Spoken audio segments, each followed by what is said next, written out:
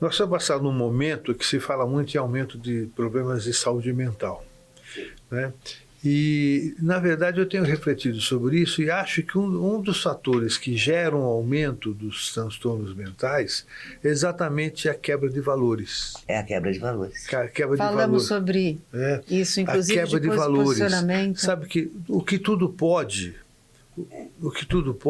perde limites, perde valores. O limite aqui não no sentido de autoridade, né?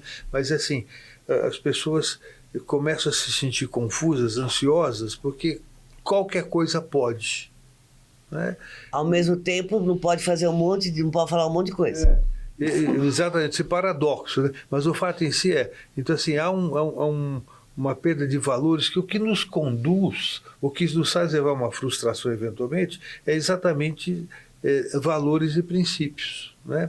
E eu entendo que nesse aspecto também a escola mostra isso fortemente como um fio condutor da carreira da pessoa, né? É o nosso fio condutor real. E isso dá sentido à vida, dá sentido, então diminui a ansiedade, diminui o transtorno mental, na verdade. Mas você sabe, doutor, eu não sou médica, né? Mas sou educadora há 52 anos.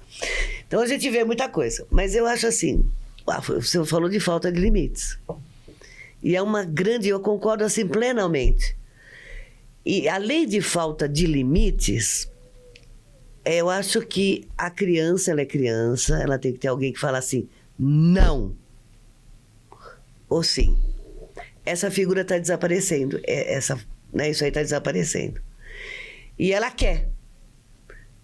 Eu quero. Natureza. Eu quero. Não, você não pode... Não, quero. E tem.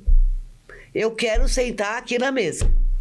O senhor deve lembrar que o seu pai, como o meu, era o que escolhia primeiro se ele queria comer o pé do frango ou a coxa do frango. Era assim, não era assim? Era assim. E a gente, sim senhor, e comia o pé se fosse o caso.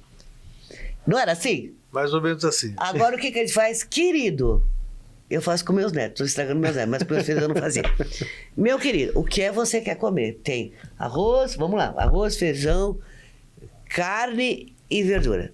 Eu quero ovo, não é assim? Então vamos pro ovo. Vamos fazer um ovinho. Vamos fazer um ovinho. A criança hoje manda, ela não obedece, ela manda, quem obedece são os pais. Uma vez eu estava dando uma palestra numa empresa, e isso faz tempo já, e a pessoa falou assim, minha mãe tinha um método muito bom de fazer eu comer. Ele era o José. Como que é? Ela falou assim, José, vem comer, senão o Tonho come tudo. Quem era o Tonho? O irmão dele. O irmão dele. Tá certo. Vem comer. Não tinha essa questão de não querer comer. Não né? querer. Mas não, eu tô dando um exemplo assim. Mas hoje não é assim. Eu quero, e os pais, tá bom. Dá muito trabalho educar. Pois é, mas é que eu digo a você vê que uma coisa importante, nós vivemos um momento da sociedade em que tem muita reticência e tem pouca frase com ponto final. É isso aí. Né? As pessoas precisam aprender, porque o ponto final significa compromisso. Eu não gosto, eu não quero, não é bom, vai ser assim. Então os pais precisam aprender a falar com ponto final. E tudo é na reticência. Na reticência se dá o direito ao outro da resposta que ele quiser. Muito interessante. Né? Então eu observo muito isso. Nós precisamos trabalhar nas pessoas o ponto final, né? Que é compromisso. Léo, vamos levar isso para nossa Não é? Eu gostei.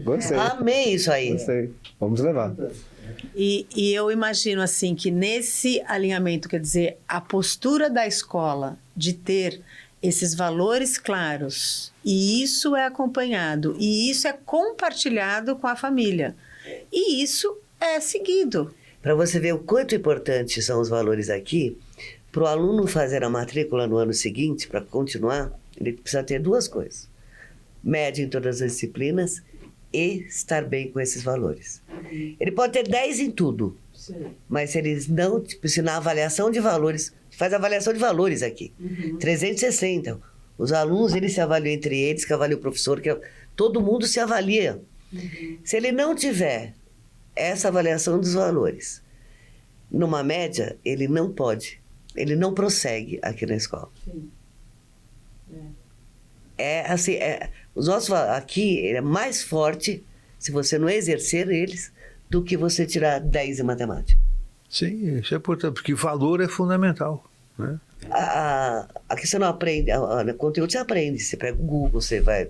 Agora, valores, você tem que Viver e transmitir aquilo. transmitir e pronto. Não tem muito o que sair. E você estava falando isso dessa análise 360 graus, que é muito interessante, né? E daí eles fazem avaliação, inclusive, dos professores, Fazem. e os professores fazem. Aliás, a avaliação dos professores é aula a aula.